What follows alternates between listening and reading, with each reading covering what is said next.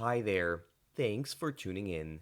Today, we're going to be taking a look at LyondellBasell Industries. Now, what are they? They're an industrials chemicals company. So they make chemicals that they sell to people that make different industrial products and services. So, without further ado, let's just hop right into the financials, honestly. I'm going to just look more so at the financials, more so than the qualitative things about it. In their latest 2023 highlights, they have $2.1 billion of net income. They have EBITDA, that's 4.5 billion, and cash from operations of 4.9 billion, which sounds like a lot, especially with an ROIC of 11%.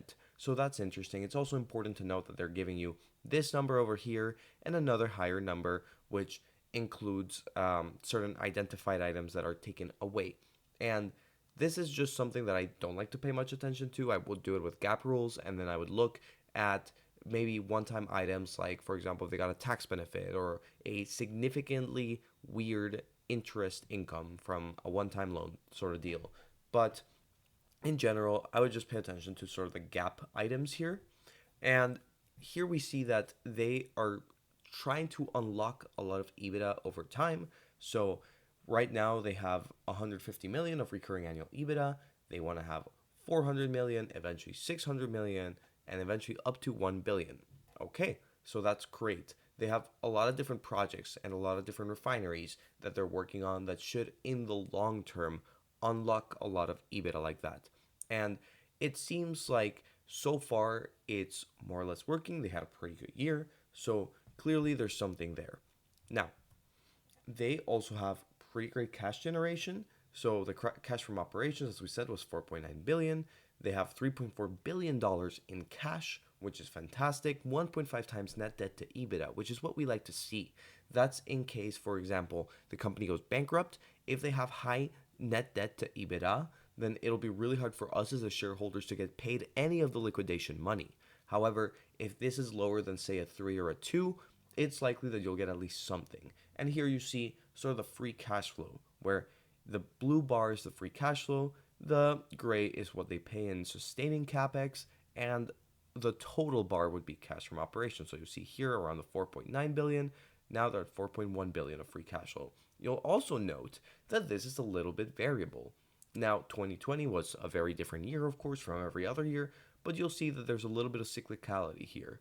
And there's also $1.8 billion returned to shareholders in dividends and share repurchases in 2023. That's a lot of money being returned to shareholders. So that's important too. It's cool that you will get some value in return as both dividends and share repurchases.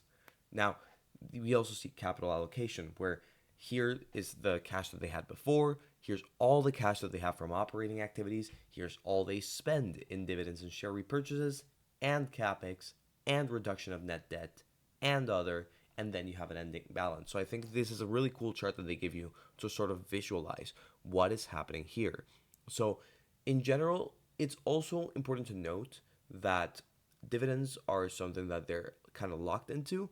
If someday this cash from operating activities is gone and they still have to pay the dividends, it's going to come out of their cash balance. If they don't have cash, they either cut the dividend, which investors usually don't like, or they take out a little bit of debt to pay the dividend. So it's important to note that depending on how much they pay for the dividend, it has to be sustainable relative to the free cash flow, to the cash from operating activities minus the capex, which here it's clearly sustainable. However, if this were to change, it's actually very important to keep note of this, because a dividend cut could mean that, usually means that a stock goes down significantly. So as an investor, this is just something that you have to keep an eye on.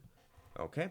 So now, the important thing here is to see the history. I have a chart that charts free cash flow, net income, and sales and revenue essentially from 2010 all the way to 2023. And what I want you to note is really the long-term trend, where you see here revenue started at around 4 billion dollars, and pretty much it's around the same as 2010. And you'll see the cyclicality here, where it went up for a little bit, then the long-term trend was down up till 2016, then it went back up, then it went back down.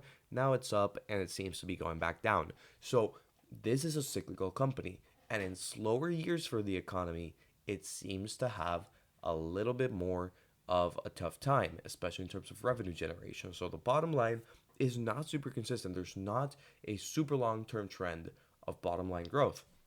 Now, free cash flow and net income in general sort of are maintained. It's great to see that they actually have positive free cash flow and net income for the most part.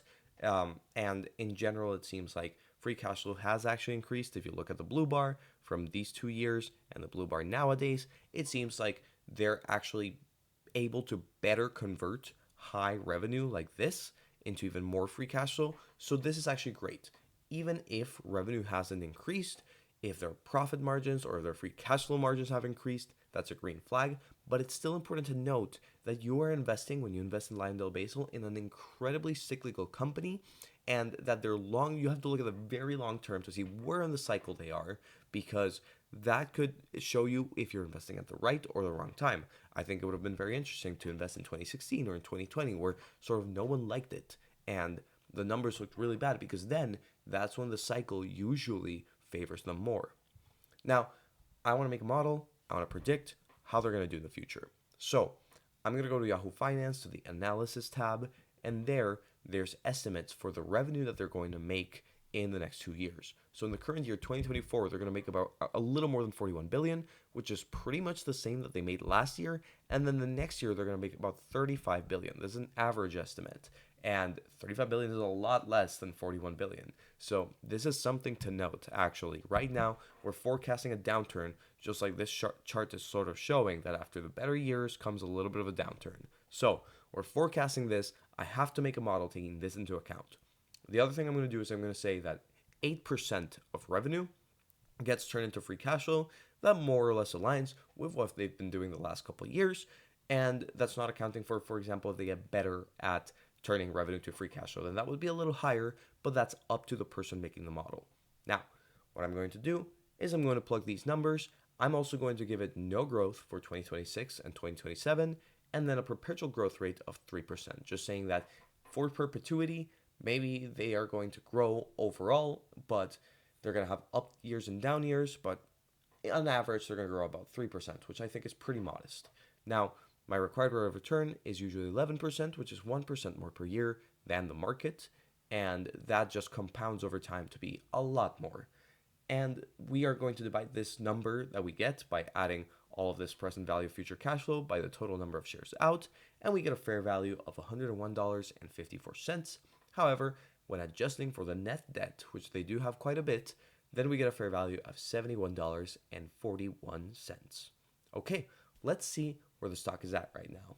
So we'll see that it's an 101.66, which pretty much matches this value that I have without the debt. So if the debt's not at all important to you, and this is where, if you're a potential investor, you go in, you read the terms of the debt, you read how manageable it is, how well they're paying it off.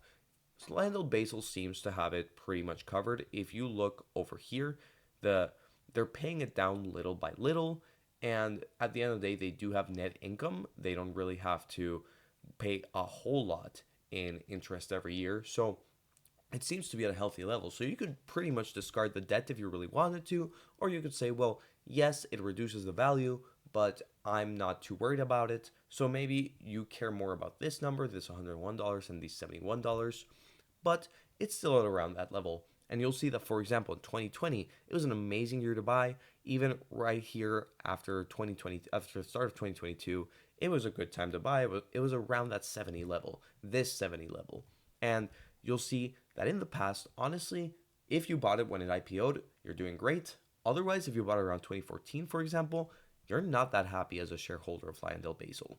If you don't want the dividend, which is a pretty good 5%-ish, you are not getting a ton out of LyondellBasell. So at least in terms of capital appreciation. And based on my valuation, it doesn't seem that likely that it's going to break out to, for example, 150, 200. So this seems like a okay company to hold if you want that dividend, if you want a company that has a good cash flow generation machine, but it doesn't seem like that company that's going to be a 2, a 3, a 4 bagger. Okay? So that's just something important to note. Now, overall, this company seems about fairly valued, even with a somewhat optimistic outlook that I gave it. I gave it a perpetual growth rate of 3%, which honestly is a little generous. Now, the chemical sector is very sensitive to overall demand from a robust global economy, and the cyclicality is very pronounced, so you have to pay attention to the cycle. Share buybacks and dividends give returns to the shareholder, but the lack of long term growth can hurt if you're in the wrong side of the cycle, as I was saying. So you have to look at the long term when you're doing this, and you have to forecast bad years as well as good years. Overall, I think something to ask every time you're looking at a cyclical company is, can it grow through cycles? Does it have low input costs so that in the worst years it can still make a little bit of money or at least survive, right? Instead of losing money, so that then in the great years they can take advantage, reinvest, and make themselves more lean, more proficient at extracting those margins. Can they do that? LyondellBasell is not growing in terms of the top line, but at the very least, their margins seem to have gotten a little bit better. Now, with that said, I hope you got a lot out of this analysis. I hope you like this video, and if you want me to analyze a different company, feel free to comment down below and I'll take a look at it. Now, thank you very much for watching and have a great rest of your day.